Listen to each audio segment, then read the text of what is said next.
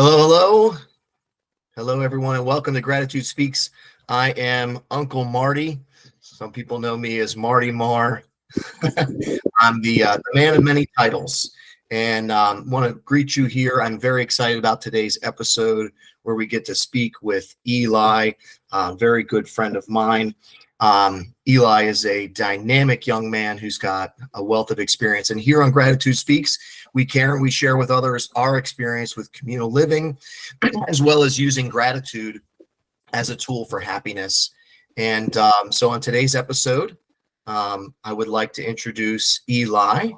And let's start off, if we can, with a question, Eli. If I can take you back to when you were first introduced to communal living, and how you were feeling about it at the time, how you treated it, and then maybe how things changed and why you feel like things changed for you over time. Mm-hmm. So the first introduction I had to communal living was through treatment, was through rehab. I went to a 28-day program, and they shipped me off to a long-term inpatient program, and those were both here in Maryland. Those were both here in Maryland, and the long-term inpatient was in Baltimore, and they had basically apartment blocks, and in each one was 4 apartments with 3 people per apartment, 1 double room and 1 single room, and you started out in the double room, and that was my first introduction to living with other people, and I was a mess, so it was a mess. I think it was, I was still so early in my journey that I didn't have any ability to get outside of my own obsession to try and feel good. And what that means on a group living level is like, I'm not going to do the dishes. Like, doing the dishes doesn't feel good at that point, right? It's like, I'm just going to eat, and then I'd rather go watch TV or do this or go outside, right? So that's one thing. I'm not going to participate in cooking or cleaning as much, or really engage as much with the other people there. And that, that's a great setup for,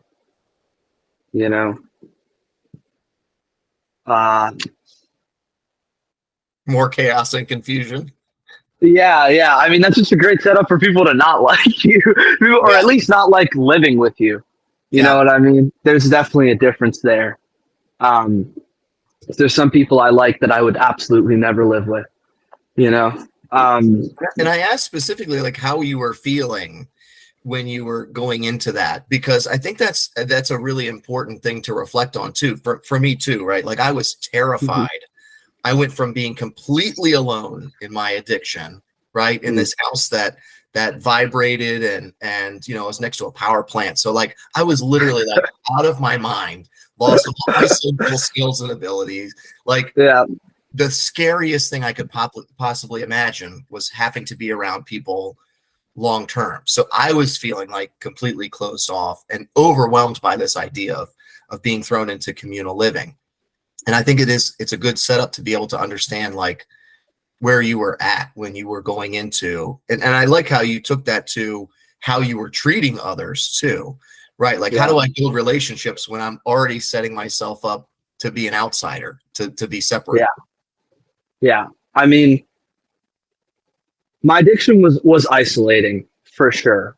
But coming into this treatment program, I came out of my mom's basement. I never made it out of my mom's basement, so that I would kind of interact with her a little bit. And like the real, the challenge socially, I felt like I wasn't exactly scared of people, at that time, but I was more like that was the first time I'd ever lived on my own, period.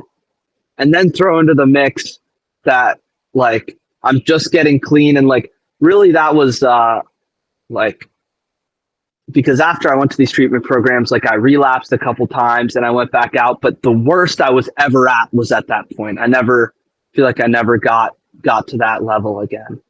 And so it was like just such a shock, and like having to navigate trying to live on my own while also navigating all of the, social and like life skills that one needs to live on their own, even in a communal living environment, meant that, it was rough for the people I was living with, and it was rough for me, I guess. I feel like that was my biggest challenge. I didn't have too much fear of people, and in a no pressure setting, like in a setting where I have no responsibilities to the other person. Like if we live together, I have responsibilities to that person. But in a different setting, like I was okay at communicating, or at least I wasn't scared of it. You know what I mean? Yeah. So from what I remember too, you were very good at like rejecting the help. Mm-hmm. Absolutely. I mean, over and over again, like I had opportunities, and really I was good at asking for help. I just really wasn't good at taking it at all. Not only in my life before addiction, but especially in addiction, I got really used to like my mom doing stuff for me. And the way that help looked like was someone was going to do something for me. Like when I was graduating high school, my mom hired this college coach to come help me apply for colleges, navigate that process, and write my essays and stuff. And basically she like wrote my essay for me. Like she was trying to get me to participate, but I was like not interested, and she had to like get her job done. So she ended up giving me a lot of prompting, you know what I mean? So like that's what I thought help looked like, and that's what I thought, if I was just like sad enough, then like people are just gonna do it for me and it's gonna be fine. And it took me a long time to even like start to take any sort of personal responsibility for receiving the help that was offered to me, because there was plenty of resources available. This was an inpatient treatment. I was around like recovery staff or people in recovery all the time, and they were all like were willing to help me. I had plenty of numbers. I had more access to people than I do today, at any hour. And I didn't stay clean. I couldn't accept the personal responsibility for it. I couldn't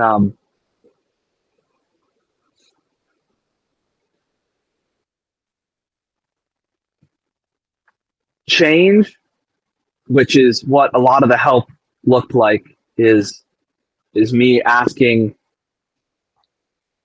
I have a problem.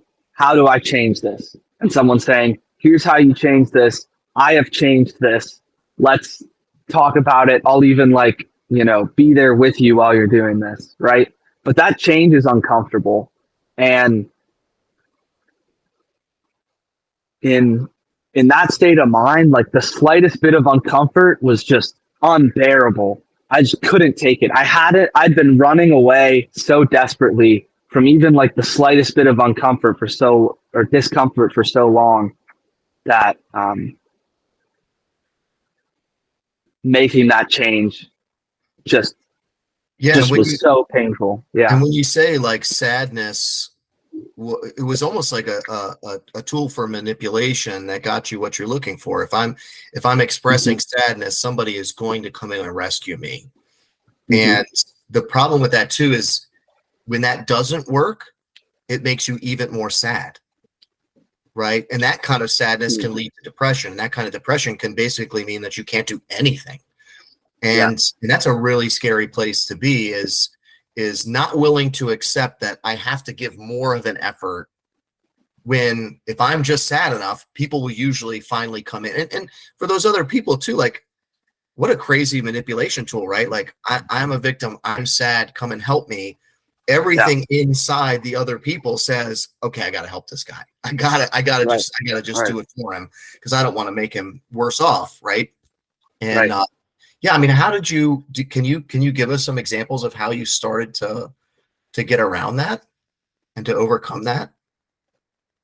Yes, but first I want to tell a quick example story because it's funny. Please. Okay, so at this long-term treatment center, I'm in that exact depression that you just described, right? And my tactic is I'm gonna sleep all the time. They're gonna have to come into my room and wake me up and drag me out to the van to go to group. And when I get back, I'm going to sleep, and I'm sleeping all the time. Nice. So, sleep protest. Yeah, sleep protest. And so they keep waking me up, and they're like, hey, if you keep doing this, we're going to have to take your mattress. And I kept doing it, and they took my mattress, and I slept on the wooden bed frame. I decided to double down, and I slept on the wooden bed frame. And at one point, I think they woke me up, and they were like, "You could have your mattress back." It was like nighttime at that point, and they were going to give it back to me at night anyways. And I was like, "No, I'm committed to the wood now."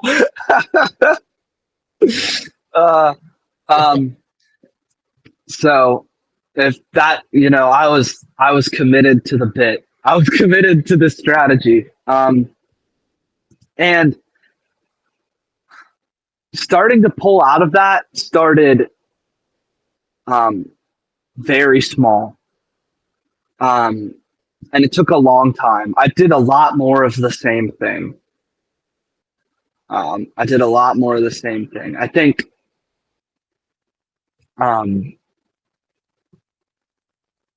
when did it first really start? I mean, it first really started, I think, with getting a job. Right before I went to Nick's place, which is where I was before Tradition House, which is where I am now. Right before I went to Nick's place, I got a job, and it was a job doing fire alarms. It was like manual labor, and it was early. And at one point I had the night shift, and it paid $16 an hour, and it was difficult. And I showed up, every day. And it seems like a miracle that I even did that at this point. I don't know what. Really? Yeah. And maybe that was just because you were bored enough. I mean, I was really, at that point, it had been, I think, a year or two of bouncing between various recovery houses and crisis centers and rehabs. And I was really sick of it. I was actually starting to get sick of it, because there is something that is like another strategy that I employed then, was like, well, I'll just go to rehab, and like living in rehab is fantastic. Your food is there. They do your laundry. Like, you literally don't have to do anything. Yeah, I remember they had ranch dressing at Massey, where I went to rehab. They had ranch dressing. I got to put ranch on everything I ate. It was great. Yeah. They feed you. You just like show up. It's kind of even like, feels like it felt like summer camp. It's like, like I'm going away, and like there's not really any worries in there, and I can think about all the ways I'm gonna get my life together, and this will be different without any of the outside stuff. without actually having to apply it in the real world. I could just think about it and dream about it, and talk about my feelings and stuff. But eventually, like, I got sick of that. I saw other people that I went to school with living life, not in a recovery way, but just at all. I really wasn't living. I was just institutionalized, right? And I got this job, and it was kind of I don't know how I showed up the way I did. It still blows my mind. And at one point I used, like a week into the job, I used, and then I said, all right, I got to change something. And that's when I went to Nick's place. That's when, like, the real change kicks off. I Great program, stayed great, clean, great people there. and then there were days where I did not want to go to work at all. And I showed up, and I made it through the day, right? Just that was uncomfortable. That was me getting uncomfortable, for a greater goal, right? And that was one example. They made us go to meetings. They made us. It was a requirement of the program to go to meetings. It was, I think, 6 days a week when you started. So there were, when I say meetings, I mean 12-step fellowship meetings, and which I'm a part of. But anything that I say about them is my opinion. I don't represent the 12-step fellowship. So meetings were a requirement here, and there were so many times where I did not want to go to the meeting, and I went, and I just sat there and was miserable. But that was another getting uncomfortable moment, and this also starts to introduce, like, the communal living aspect again, right? It's next place is a house, and there's 6 people maximum, and there's 3 rooms with 2 beds in each of them. So at this point, I'm used to sleeping with another guy in the room, and that's just like, but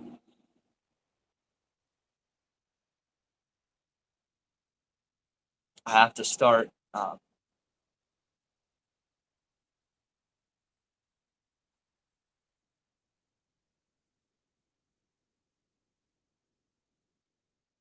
doing things that are uncomfortable, right? And really, like,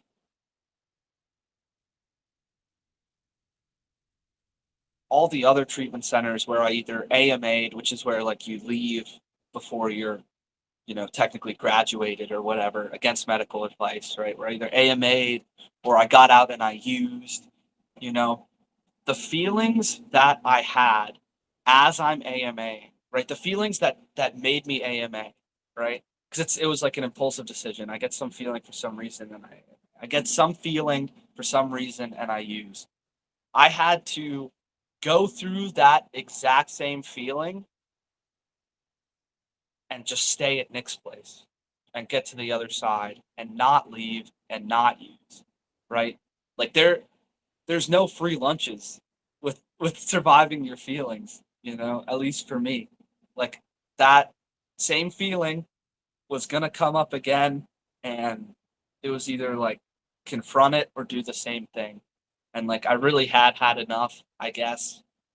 And so, I would be, like, thinking about killing myself. That usually went along with the intense emotions. Just like, I want to die, I want to leave, like, I want to get high, like, but in the midst of all of that, like, just don't go, just don't. I don't know what Well, else to say. no, and I think it's a really powerful message, because it's one that, I try to talk 1 second, Martin. I can't hear you for some reason. We're getting a little choppy. So I think your headphones might have switched over to the computer audio at some point. Yeah. There we go. Are your headphones back on now? I'm trying to connect them. Sorry. That's okay. So I'm just going to say this while you're connecting, but I appreciate you bringing up the suicidal ideations, because for me too, you're in a feeling that it feels like it's always going to be like this. Things are always going to be hard. I'm always going to hate myself. There's no way out of this. And when I was before I was introduced to a 12-step program, before I was introduced to a fellowship of people that were all suffering from the same thing I was, I didn't think there was any way out. So my solution wasn't to go to rehab. Thank God now, here, almost 11 years later, there's much more public, push for help. There's whole, governmental awareness programs to try to let people know, like, you can get help. I feel like I was completely unaware, and I had heard of AA, and I thought, like what you see on TV. I'm like, that's a bunch of, old people and fuck all that, It's almost a joke. Yeah. Most of the movies and TV shows I had seen it, it was like a joke, and I wasn't interested. And so, I ended up at the psych ward, and that's what ended up getting me some help, because thank God I was honest a little bit enough to get it after a few trips to the psych ward. But what I think is important about what you're saying too is that even for suicidal ideations, if you can make it through to the other side, it doesn't always have to be that way.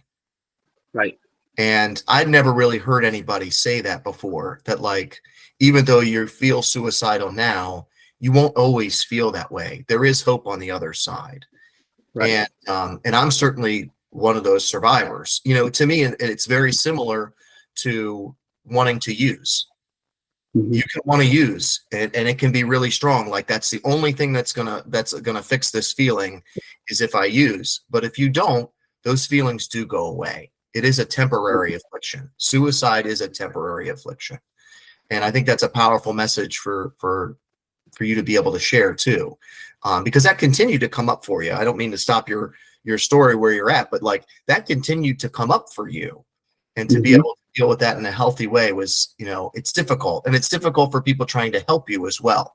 I remember, if you don't mind me sharing this too, you told me at one point that you're feeling like you might have to end your life, and that was really difficult for me, because do we need to call the authorities, or do we need to work through this? And and luckily I don't hold any kind of license, so I'm not a mandated reporter.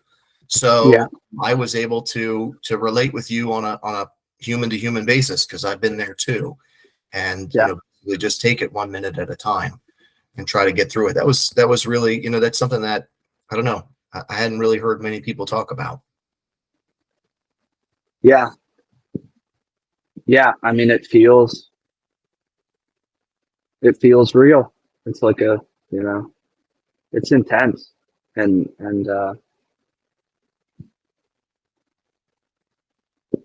I never thought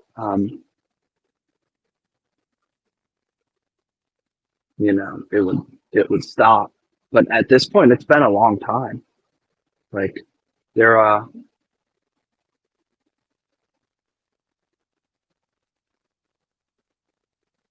at the moment when I was feeling suicidal, it was just like, get to the next moment, and like hope that, maybe it'll be a little bit better.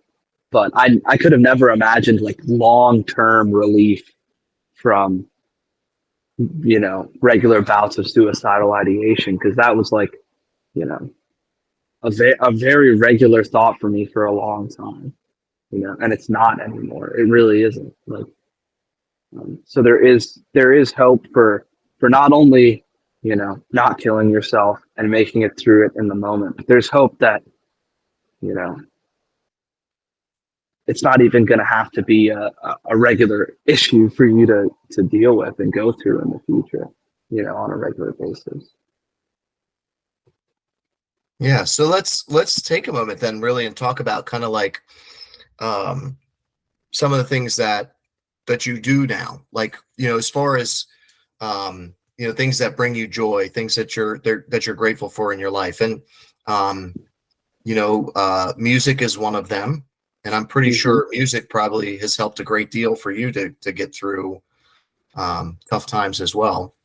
But what kind of stuff do you do? What are your hobbies like? Yeah, I mean, music is my main hobby, and that's always a little bit been a part of my life, but through recovery, it's really been able to blossom into something, um, you know, uh, a lot bigger. Part of a band. We're called Lollipunks, Lollipunk. We have one song out on Spotify right now. It's called Infinite. We've got a couple gigs coming up. We're set to record our album in July, and that should be out, hopefully in August. Fingers crossed. So that's really exciting. I've been able um, to show up using the tools that I've learned in recovery, right? To show up as a band member, right?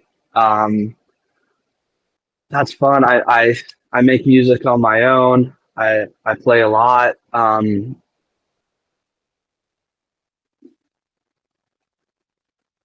As far as getting me through hard times, I mean, just being something to work on, something to care about, I feel like was um, so important. I never really was the kind of person to be like, well, no, I was. There's a lot of healing in putting your emotions into music. I know some people journal, some people write poetry or like rap, and music is a good outlet there. Um, when I went to Ashley, the first treatment center I ever went to, I brought my ukulele, and I was playing. That was when I first started like songwriting. Had a lot of feelings. Um, yeah, so I mean, I do that. I'm on a softball team with a bunch of other recovering people. That's a good time. I'm able to take more or better care of my body. I exercise. Um, Speaking of communal living, just yesterday, me and three other people that live here at the Tradition House with me went to the gym together. It was a great time. Then we all cooked a meal together. You know, uh, just so much fun. Um, you know, um, uh, I spent a lot of. I regularly attend 12-step meetings. Again, just my opinions, but like that's where my friends are. The atmosphere is amazing. There's so much love um, in those rooms, and um, there's the meetings provide like not only recovery information and love and support, but also like social engagement just with other people, that care about the same things. And then I'm a full-time student right now. So first semester is done, straight A's, doing All good, right, let's doing go. good. Yeah. I attempted college a couple times in that period between first going to rehab and finally getting clean, and I just ended up with student loans and no credits. So, uh, um, so that's a really exciting, tangible difference in my life now and before. I would like to say that's unique, but I got to tell you that is what I hear more often than not. I, ended up with just debts while I was, using, even if I was only using a little bit, and then it Right. goes to straight A's. And I got to tell you, a lot of people in recovery get straight Yeah. A's. Like, wow, they can show up to class on Yeah. time and they can actually pay attention and remember what was said and apply themselves Yeah. directly and maybe even get a little bit obsessed about something that's healthy. Yeah, I see that. Right. I see that a lot, but I never got straight A's, so I never went to college either. So Yeah. yeah, that's great. Yeah. Yeah, it is. It is great. And it's like when I got into recovery, I was just looking for the pain to stop. That's it. That's all I wanted, right? And what I got was just like spiritual awakenings, a complete change in perspective that I couldn't have even imagined, right? So many tools on how to live life and enjoy life and um, you know, captain my life in the direction that I wanted to go. And like that's way beyond, what I signed up for. I think one of those tools is gratitude. And I think that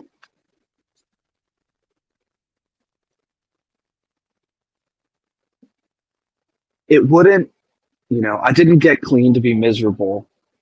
If I got straight A's in school and I was clean and, I was in a band, right? And, I went to the gym, but I still hated my life, then like what the fuck was the point? Right? Like that sucks. And I think gratitude is a practice to combat that, right? It's So there's yeah. there's a lot of studies now specifically about how gratitude actually changes the brain. Like in a physical aspect can actually help rewire the brain, a consistent practice of gratitude. So yeah, tell us, I mean, is there like practical application wise, how do you use gratitude as a tool for happiness? Yeah, I mean, it first started with understanding what gratitude is and being introduced to the concept at all, which happened through 12 step for me, through the people in 12 step. And, um,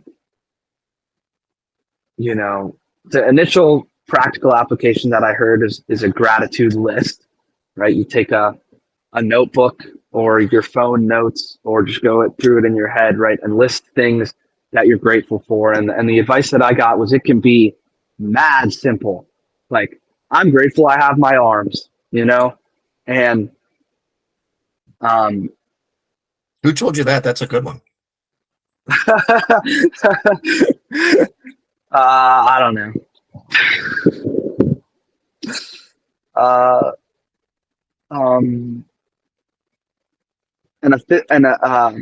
When I first implemented that practice, right?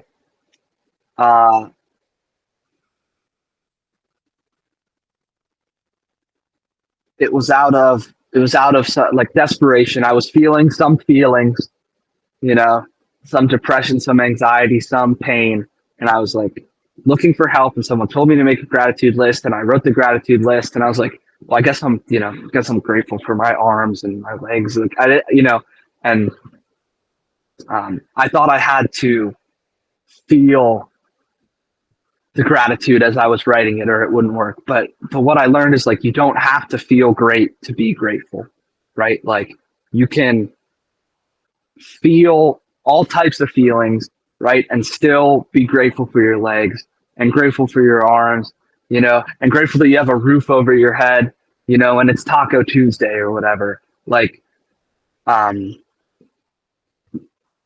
so, I learned that through having through practicing the gratitude list while not feeling grateful, right? And Is there a difference between writing it down and just thinking it in your head? Do you notice a difference in a gratitude list if you actually write it versus you just say it briefly in your head? I think the order the order of effectiveness that I would likely put my different gratitude list applications in would be like, well, there's different reasons I would do both. If I have time and it's and I really need some gratitude, writing it down would be the way. There's more focus when you have to slow down and write it out. And intention. It's like I'm intentionally doing this. You can't be like doing the dishes and going through it in your head and writing it down at the same time. There are some applications where like just going through it in my head is my best option, or sometimes my only option.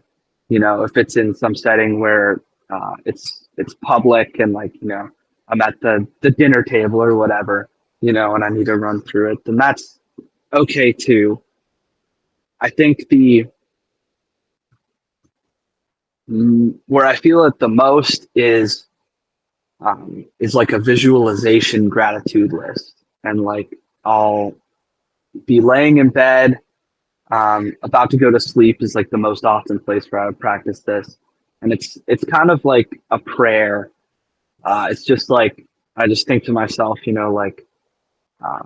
I hope Piper had a great day, and I visualize my dog Piper, and then I'm like, I hope my mom had a good day, and I visualize, I just visualize her, and like just send love. I don't know, and then I'll just go through people, whoever pops into my head, like I send them love and like feel grateful for them. Like, man, I'm really grateful Piper exists. She's super fluffy, and she just rocks.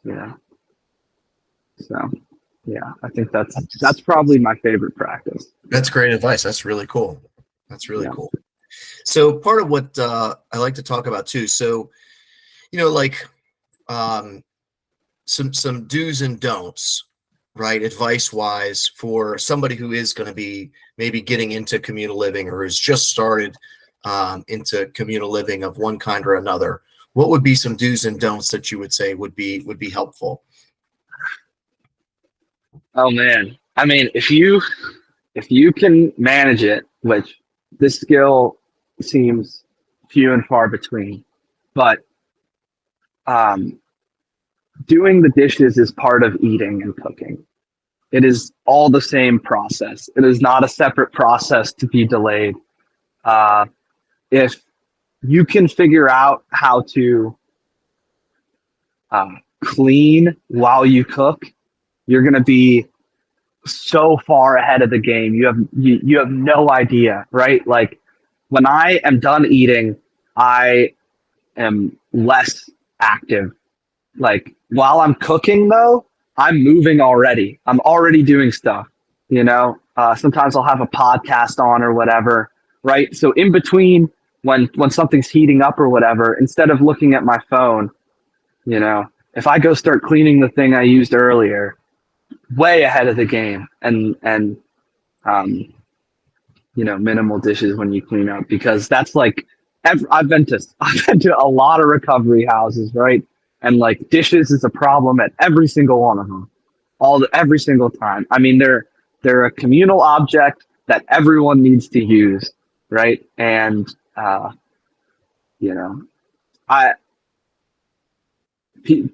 different people come in with different hygiene standards and different skills, and they've some people were never taught how to do dishes, and that is that just is what it is. Like I came in not really knowing how to do dishes. I had a dishwasher, and like my mom usually put everything away for me, right? So if you can figure that out, you're way ahead. Other advice. Yeah, do or don't. Do or don't. So don't leave your dishes out. Do your dishes. Do your dishes while you're cooking. That's great advice. That's Yeah, great life do your advice. dishes while you're cooking. Yeah. Do's and don'ts. Do you have any pet peeves that other guys do at the house that you would rather they don't? Yeah. So my hygiene standards are very high, and don't expect the house um,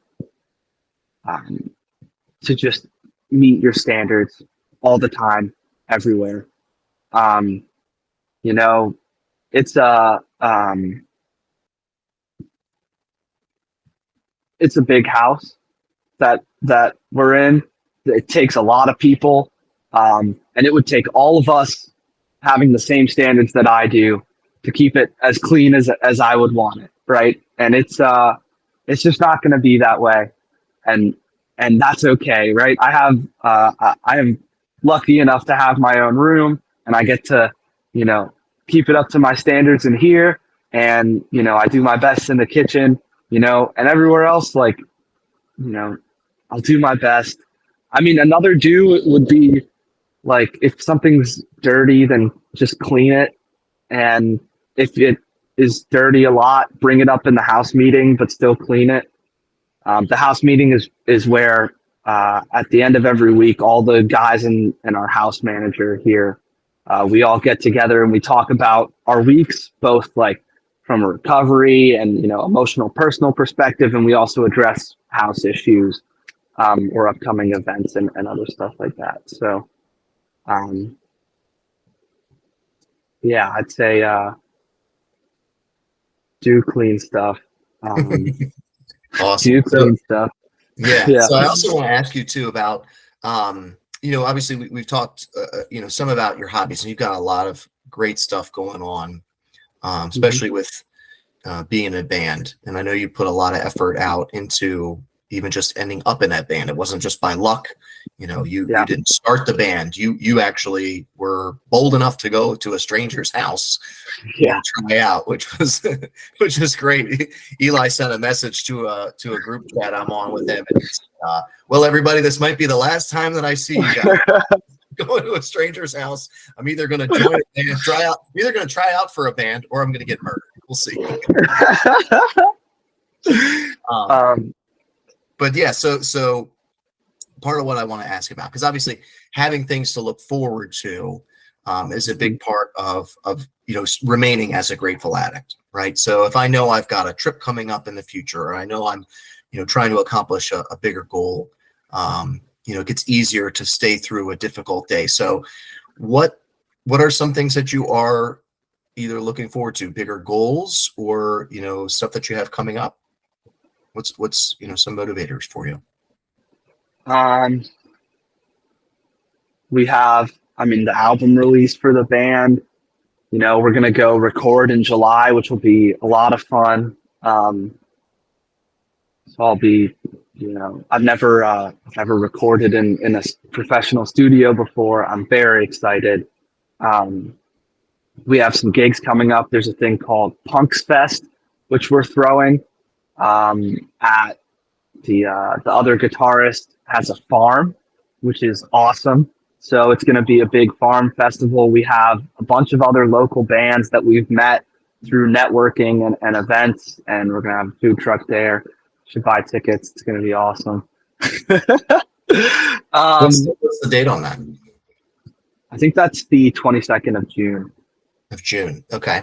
Yeah. Yeah. See if I can get this out before then. Yeah. Get it out there. So I'm looking forward to that. Graduating.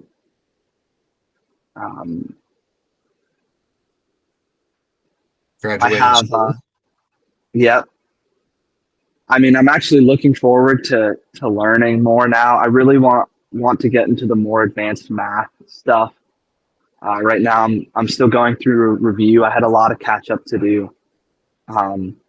But that should be exciting. I'm taking guitar lessons with a jazz guitarist at CCBC, the college that I go to. Is like one of the college classes they offered was like one-on-one lessons. So I'm super excited for that. I've been basically self-taught this whole time, and I think that's going to be really enjoyable. One of the other guys that lives here, Kevin, we call him Leather Kev. He's throwing I think it's for his birthday, like camping trip, which we just recently went on a camping trip over the weekend, and that was fantastic. Organized by Uncle Marty, aka Marty Marr, and that was fantastic. And I'm sure there's plenty more things. That's great. Yeah, man, that's great. So I guess past that, if there are, so I'll just go ahead and say this. So Eli, obviously is a person who is living life, and that having met you now, right, being introduced to you now, that would be so obvious, right, that you are somebody who, you learn to free yourself to be yourself, and you were like, you're hilarious to be around. It's one of the funniest people you'll ever meet, and talented and all these things. But if you met Eli when I first met Eli, that was not obvious that you were even gonna stick around. Yeah. So, and I think that's important for people to realize that when you see this after picture as opposed to the before picture, Eli's just like every other addict, just like me, just like anybody else. What Eli did is apply himself. He showed up through uncomfortability. He's working the 12 steps. He's building a network, which even, having a network with all of the friends that we have and the guys in the house, that takes effort as well. It takes you to get outside of your comfort zone and maybe be around people when you don't want to be. And I think it's really inspiring to see somebody, like yourself, a young man like yourself, who is willing to do that work, to show up even when you don't feel like it and get the results. And I think it's worthwhile to mention that, we're no different than anybody else. We're just putting in the effort, and getting the results because we put in the effort. I have not put in the effort music wise like you have, and I'm extremely jealous.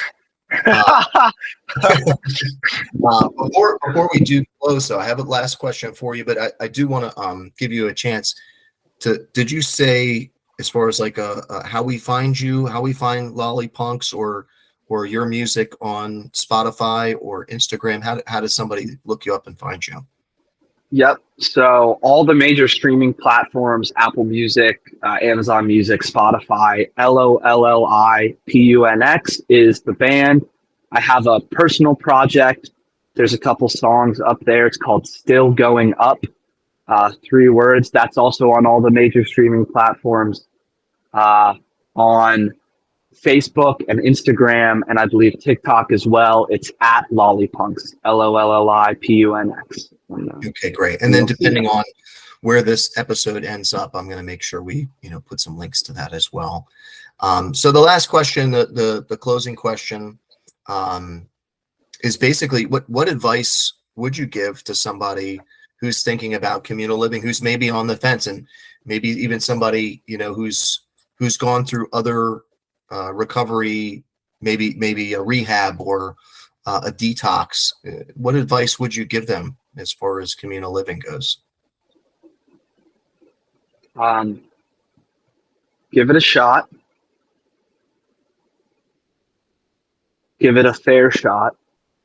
And a fair shot means a bit of time, and it's going to be uncomfortable. When I first moved into the tradition house, I did not want to be at the tradition house.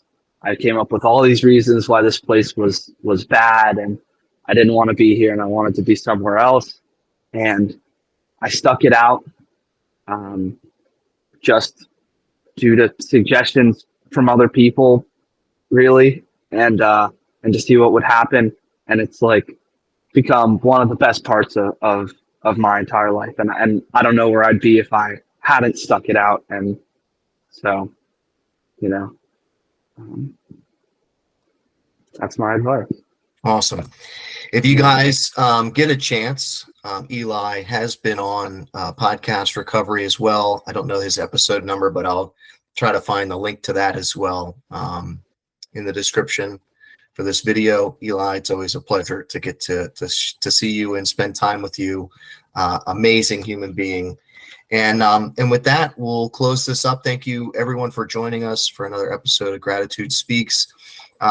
Here on this interview series, obviously we share our own opinions. We might be members of 12-step programs, we might not, but either way, these are just our experience, and we're not representation of anyone. Even though I mentioned AA today, I'm not a representative of AA. We're just here sharing our thoughts and opinions, and we're human beings just like you. And if you are thinking about getting into recovery of any kind, we strongly encourage you to not go it alone. You don't have to go through this alone. And with that, check out gratitudefoundation.com if you have not already. And thanks for joining us.